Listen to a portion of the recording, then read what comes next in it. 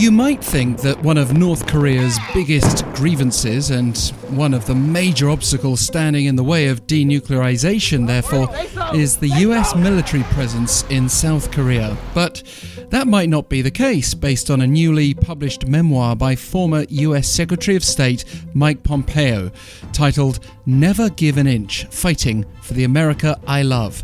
And Pompeo's a man who's been up close and personal with North Korean negotiators, as well as leader Kim Jong-un, having frequented the North during the height of diplomacy that led to 3 historic meetings between then US President Donald Trump and the North Korean leader in 2018 and 19.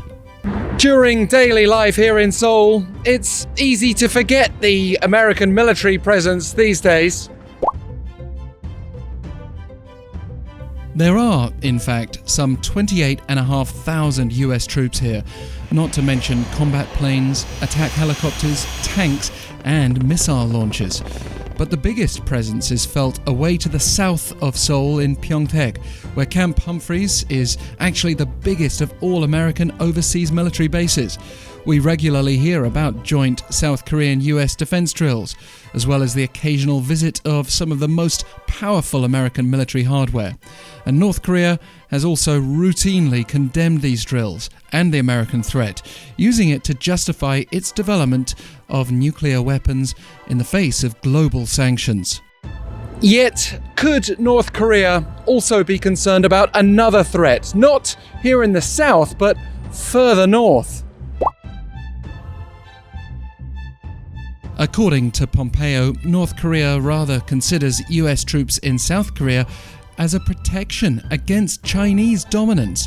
He writes that during his first meeting with Kim Jong-un in Pyongyang, he told Kim that the Chinese Communist Party, or CCP, had consistently told the United States that American forces leaving South Korea would make Chairman Kim happy.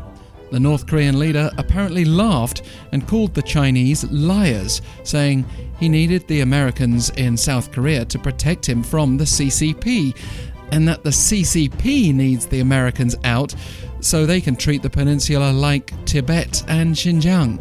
Pompeo adds that Kim did commit to completely getting rid of his nuclear weapons, saying they were a massive economic burden and made his nation a pariah in the eyes of the world.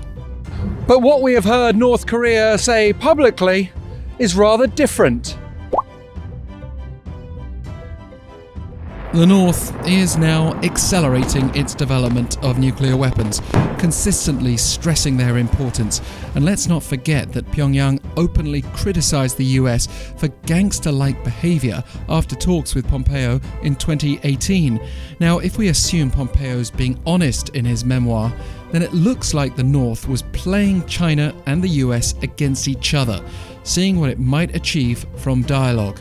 And all this remains just as relevant today, with an ongoing dialogue stalemate and a nuclear threat that's only growing.